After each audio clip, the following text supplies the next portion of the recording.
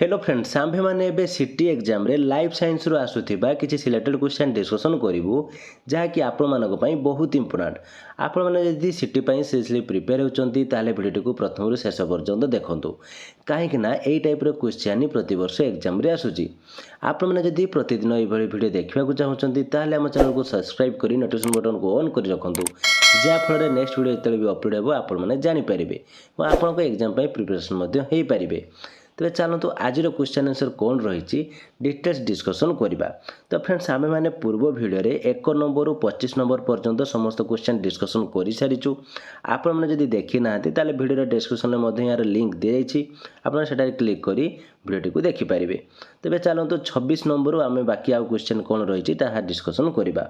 क्यों प्रकार जनन रे जनन कोशर आवश्यकता पड़ी थाए अंगीय लिंगीय अलिंगी उपरोक्त समस्त। तो यार राइट आंसर होउची लिंगीय। बरझांजी चेरर अग्रभागरे कौन देखा मिले मूलत्राण मूल लोम चेर थली चेर कंटा। राइट आंसर चेर थली। चिंगुड़िया दल केउठारे देखा मिले पानी उपरे पानी भितरे सन्तसंतिया स्थान रे गछ डालरे। राइट आंसर पानी भितरे।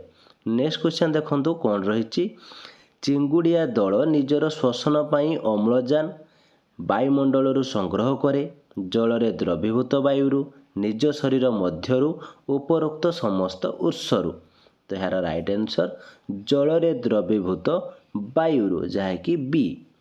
निम्नलिखित क्यों उक्तिटी ठीक मरुज उद्भिद मानक क्षेत्र में जल उत्सेदन कम और जल शोषण अधिक होता है। जलज उद्भिद क्षेत्र में जल उत्सेदन कम और जल शोषण अधिक होता है। मरुज उद्भिद क्षेत्र में जल उत्सेदन अधिक और जल शोषण कम होता है। उपरोक्त कौन सीटी नुहे। तो यार राइट आंसर होउची ऑप्शन ए मरुज उद्भिद मानक क्षेत्र में जल उत्सेदन कम और जल शोषण अधिक होता है।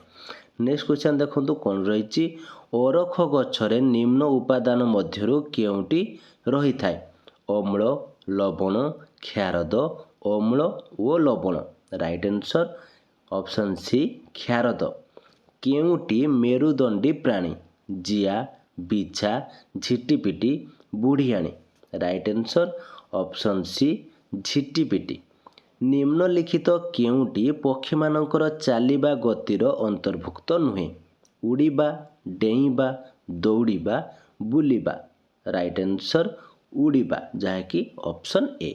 नेक्स्ट क्वेश्चन देखंतु कौन रही पक्षी माने यूरिक अम्ल प्रस्तुत तरल मूत्र निष्कासन करती कठिन मूत्र निष्कासन करती गैसीय मूत्र निष्कासन करती तरल और गैसीय मूत्र निष्कासन करती।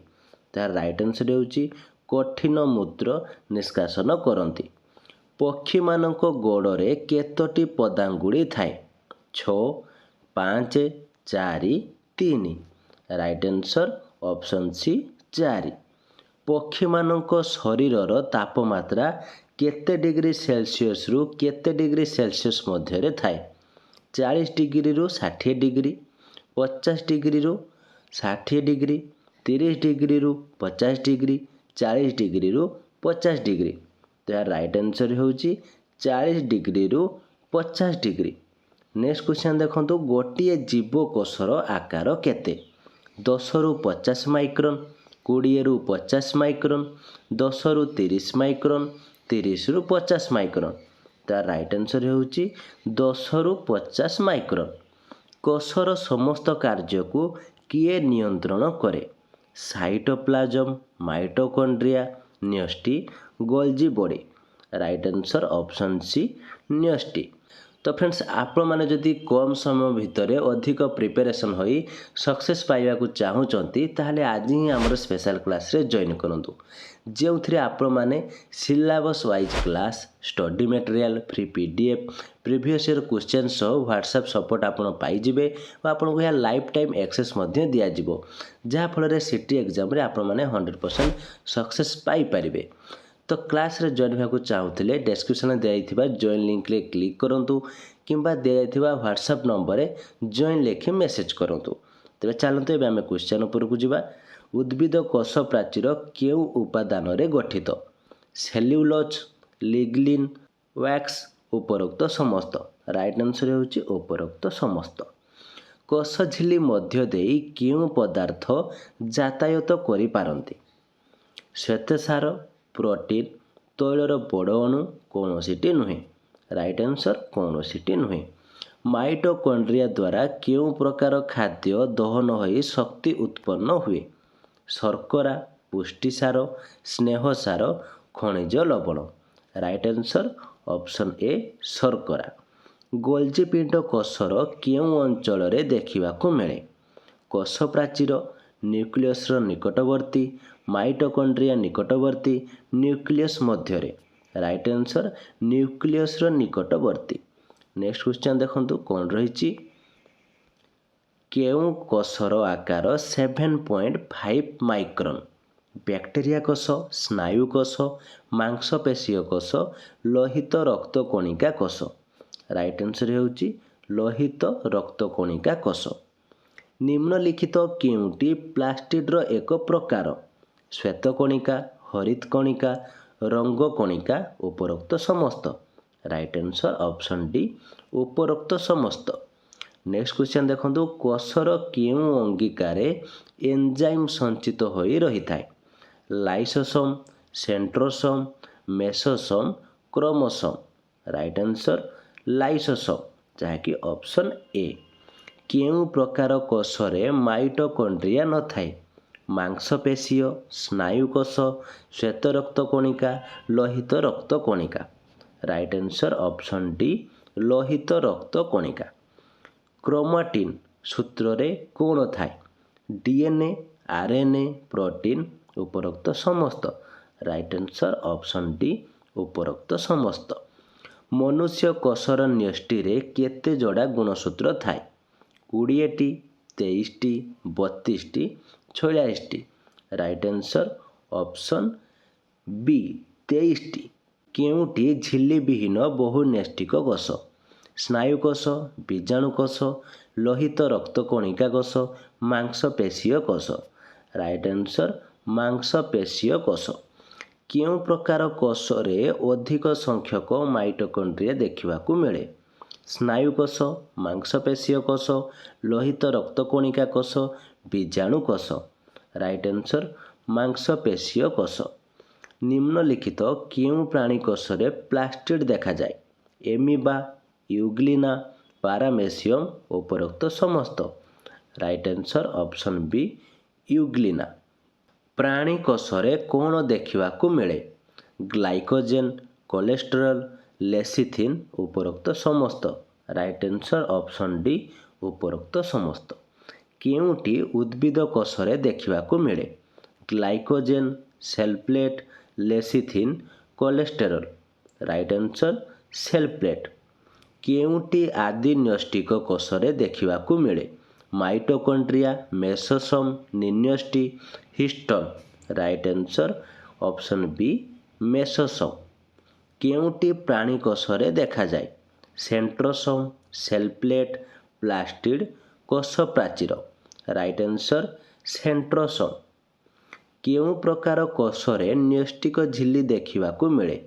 ଆଦିନ୍ୟଷ୍ଟିକ, ସୁନ୍ୟଷ୍ଟିକ, ଉଭୟ ଆଦିନ୍ୟଷ୍ଟିକ ଓ ସୁନ୍ୟଷ୍ଟିକ, କୌଣସିଟି ନୁହେଁ।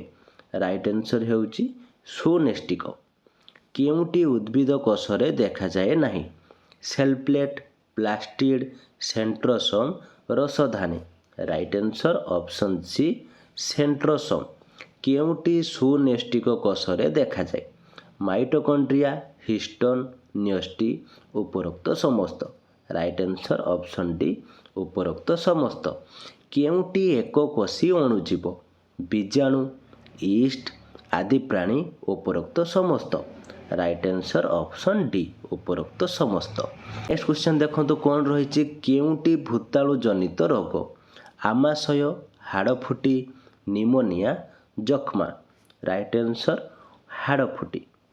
କେଉଁଟି ବୀଜାଣୁ ଜନିତ ରୋଗ ନୁହେଁ? ହଇଜା, କୁଷ୍ଠ, ଗାଲୁଆ, typhoid. Right answer option C ଗାଲୁଆ। କେଉଁ ପ୍ରକାର ଅଣୁଜୀବ ପୋଷକ କୋଷ ବାହାରେ ସମ୍ପୂର୍ଣ୍ଣ ରୂପେ ନିଷ୍କ୍ରିୟ? ଭୂତାଣୁ, ଆଦିପ୍ରାଣୀ, ବୀଜାଣୁ, କବକ। ରାଇଟ୍ ଆନ୍ସର୍ ଅପସନ୍ ଏ ଭୂତାଣୁ। ନେକ୍ସଟ କ୍ୱେଶ୍ଚନ୍ ଦେଖନ୍ତୁ କ'ଣ ରହିଛି। ମିଳିମିଳା କେଉଁ ଅଣୁଜୀବ ଜନିତ ରୋଗ? ବୀଜାଣୁ, ଆଦିପ୍ରାଣୀ, ଭୂତାଣୁ, କବକ। ରାଇଟ୍ ଆନ୍ସର୍ ହେଉଛି ଅପସନ୍ ସି ଭୂତାଣୁ। ପେନିସିଲିନ୍ ଇଞ୍ଜେକ୍ସନ୍ କେଉଁ ପ୍ରକାର ଅଣୁଜୀବରୁ ପ୍ରସ୍ତୁତ? ବୀଜାଣୁ, କବକ, ଆଦିପ୍ରାଣୀ, ଶୈବାଳ। ରାଇଟ୍ ଆନ୍ସର୍ ଅପସନ୍ ବି କବକ। କେଉଁଟି ଭୂତାଣୁ ଜନିତ ରୋଗ? ଲେମ୍ବୁର ଜାଦୁରା ରୋଗ, ଗହମର କଳଙ୍କି, ଭେଣ୍ଡିର ୟେଲୋଭେନ୍ ମୋଜାଇକ୍ କୌଣସିଟି ନୁହେଁ। ରାଇଟ୍ ଆନ୍ସର୍ ହେଉଛି ଭେଣ୍ଡିର ୟେଲୋଭେନ୍ ମୋଜାଇକ୍। ତ ଇଏ ଥିଲା ଆଜିର କ୍ଲାସ୍ଟି କେମିତି ଲାଗିଲା ଏବଂ ଯଦି କିଛି ଡାଉଟ୍ ଥାଏ କମେଣ୍ଟ ବକ୍ସ ନିଶ୍ଚିତ ଭାବରେ ଜଣାନ୍ତୁ। ଭିଡ଼ିଓଟି ଭଲ ଲାଗିଥିଲେ ଲାଇକ୍ କରନ୍ତୁ ଏବଂ ଆପଣଙ୍କର ସାଙ୍ଗସାଥି ଯଦି ସିଟି ପାଇଁ ପ୍ରିପେୟାର ହେଉଛନ୍ତି ତାହେଲେ ସେମାନଙ୍କୁ ମଧ୍ୟ ସେୟାର କରନ୍ତୁ, ଯାହାଫଳରେ ସେମାନେ ମଧ୍ୟ ନିଜକୁ ଏକ୍ଜାମ୍ ପାଇଁ ପ୍ରିପାରେସନ୍ କରିପାରିବେ। ଏବଂ ଆପଣମାନେ ଯଦି ଆମ ସ୍ପେଶାଲ୍ କ୍ଲାସ୍ରେ ଜଏନ୍ ହେବା ପାଇଁ ଚାହୁଁଛନ୍ତି ତାହେଲେ ଦିଆଯାଇଥିବା ହ୍ୱାଟ୍ସଆପ୍ ନମ୍ବରରେ ଜଏନ୍ ଲେଖି ମେସେଜ୍ କରନ୍ତୁ, ନହେଲେ ଜଏନ୍ର ଲିଙ୍କ୍ ମଧ୍ୟ ଭିଡ଼ିଓର ଡେସ୍କ୍ରିପ୍ସନ୍ରେ ଦିଆଯାଇଛି, ସେଠାରେ କ୍ଲିକ୍ କରି ଆପଣମାନେ ଜଏନ୍ କରିପାରିବେ। ଯଦି କିଛି ଡାଉଟ୍ ଥାଏ ତାହେଲେ ଦିଆଯାଇଥିବା ନମ୍ବରରେ ମଧ୍ୟ ଆମକୁ ଆପଣମାନେ ମେସେଜ୍ କରି ପଚାରିପାରିବେ। ତ ଆପଣମାନେ ଯଦି ଆମ ଚ୍ୟାନେଲରେ ନୂଆ ଅଛନ୍ତି ଏବଂ ଏଇଭଳି ଭିଡ଼ିଓ ଡେଲି ଆପଣମାନେ ପାଇବା ପାଇଁ ଚାହୁଁଛନ୍ତି ତାହେଲେ ଆମ ଚ୍ୟାନେଲକୁ ସବସ୍କ୍ରାଇବ୍ କରି ନୋଟିଫିକେସନ୍ ବଟନକୁ ଅନ୍ କରି ରଖନ୍ତୁ, ଯାହାଫଳରେ ଯେତେବେଳେ ଆମ ଚ୍ୟାନେଲ ଭିଡ଼ିଓ ଅପଡ଼େଟ୍ ହେବ ଆପଣମାନେ ଜାଣିପାରିବେ। ତ ଆଜି ପାଇଁ ଏତିକି। Thank you.